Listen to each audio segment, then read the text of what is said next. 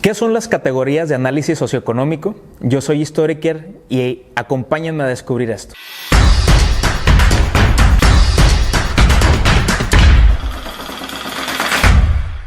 Las categorías de análisis socioeconómico, básicamente vamos a referirnos a tres palabras o tres conceptos que nos tienen que quedar plenamente claros para poder utilizar un buen vocabulario económico. La primera palabra es estructura, la segunda es superestructura y la tercera de ellas es infraestructura. Si bien es cierto, se asemejan en la forma en la que las mencionamos o en la que hacemos referencia a ellas, estos conceptos tienen claramente delimitadas sus diferencias y son abismales, entonces vamos a revisar de una por una. Cuando hablamos de estructura, hablamos de todo un sistema de organización político, social, cultural, gubernamental, que permite que los países o que las naciones funcionemos como somos. Voy a poner varios ejemplos para que esto quede claro. Cuando un ingeniero, cuando un arquitecto, cuando un albañil están construyendo una casa, están construyendo un edificio, generalmente lo primero que se coloca son los cimientos. Ya cuando está parejo el terreno, se colocan los cimientos, es decir, lo que hay debajo del terreno que nosotros no vemos, lo que hay debajo del suelo que permite que esa construcción no se caiga en el primer temblor. ¿De acuerdo? Esos cimientos o de esos cimientos van a salir unas estructuras que van a sostener la construcción. Lo mismo ocurre, por ejemplo, con nuestra comunidad o con nuestra ciudad. Tenemos estructuras plenamente cimentadas que nos permiten ser quienes somos. Esas estructuras vienen del pasado y se fueron construyendo y se fueron configurando desde el pasado. La estructura entonces es aquella forma o aquella manera que nos permite ser como somos hoy en día.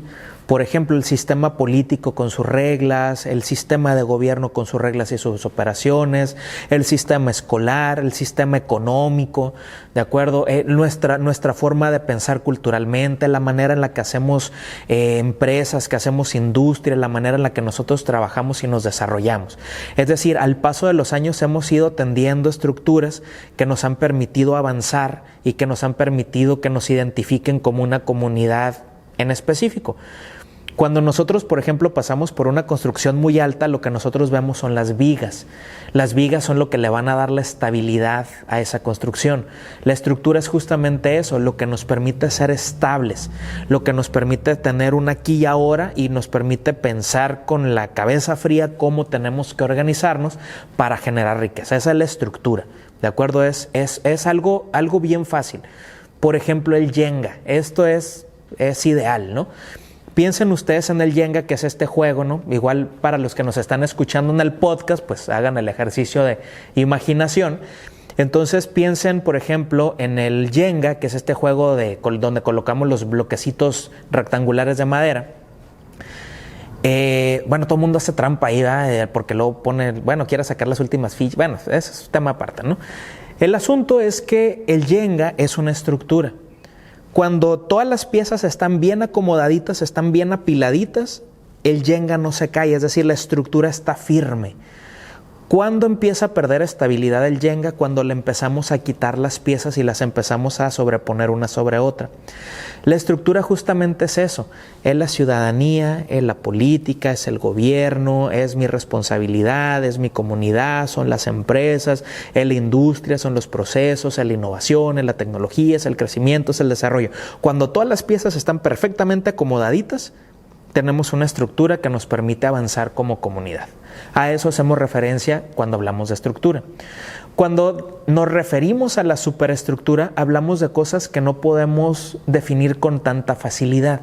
Y la superestructura generalmente está en la mente de las personas. Es decir, son las ideas que nosotros tenemos, que nos hemos formado como pueblo al paso de los años. Es la educación que hemos recibido, que no es tangible. Son los procesos mentales que como comunidad, como individuos desarrollamos. Es nuestro sistema religioso, por ejemplo, nuestro sistema de creencias, nuestros partidos políticos, lo que defienden, los ideales que se defienden, las causas que tenemos en nuestra mente, ¿no? La superestructura es todo esto que conservamos en mente.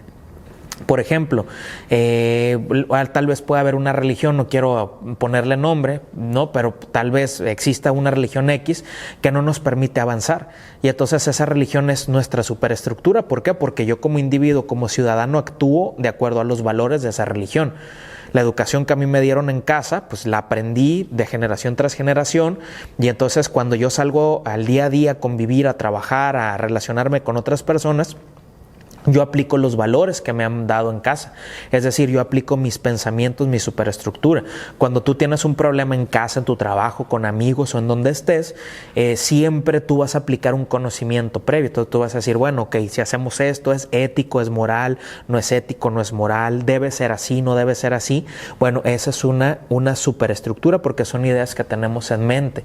Nuestros legisladores, por ejemplo, diputados, senadores, presidentes municipales, los ministros de la Suprema Corte de Justicia, también ellos tienen una estructura, una superestructura. Cada partido político, por ejemplo, tiene bases o tiene valores que defiende día con día. ¿A qué nos referimos con esto? Por ejemplo, hay partidos que están a favor de la vida desde el momento de la concepción hasta la muerte. Hay partidos políticos que están a favor de la interrupción del embarazo o el aborto o la eutanasia o la muerte asistida. Hay partidos políticos, por ejemplo, que están a favor de la adopción homoparental. Es decir, depende qué ideas defendamos, esas ideas también representan parte de nuestro bagaje y de nuestra superestructura. Entonces, por eso vemos que diferentes voces coexisten al interior de una misma comunidad. Entonces, ahí es donde radica la superestructura, en las ideas que defendemos y llevamos a cabo o que llevamos justo con nosotros día con día. Por último, ya casi para finalizar, vamos a hacer referencia a la infraestructura. Y la infraestructura, en mis palabras o en mi concepto, es cuando tratamos de aterrizar estos dos conceptos que ya les expliqué. Es decir, yo quiero una muy buena ciudad, quiero un muy buen país y debo de buscar las mejores ideas para eso. Entonces, lo tengo que traducir en hechos palpables, en cosas que yo pueda ver y tocar. Y eso es la infraestructura. Tal vez la estructura no la vemos todos los días, pero pues vemos el edificio de gobierno, vemos el edificio de salud, vemos al presidente de la República, vemos al diputado, es decir, vemos que hay orden, vemos al consejo de los empresarios, vemos a las fábricas, bueno, nos damos una idea de que hay una organización, que hay una estructura. ¿De acuerdo? Cuando hablamos de superestructura, bueno, pues las ideas de cada persona. Pero infraestructura es verlo ya materializado. La infraestructura es todo aquel bienestar que se mira palpable. Por ejemplo, la construcción de un hospital, la construcción de una carretera, la pavimentación de una calle, la introducción de los servicios públicos como es el alcantarillado, el drenaje público, la electricidad, el servicio de telefonía, el servicio de internet, la fibra óptica, la construcción de un parque, que le pongan césped a un parque, que embellezcan un jardín, ¿de acuerdo? Es más, con que barran un jardín, ¿de acuerdo? Ahí, que esté bien bonitas las plantas, el zacatito cortado, es esa infraestructura. No me van a creer, pero una ciudad con buena infraestructura atrae inversión, atrae empresarios, y eso significa riqueza, significa crecimiento, significa desarrollo, significa más oportunidades.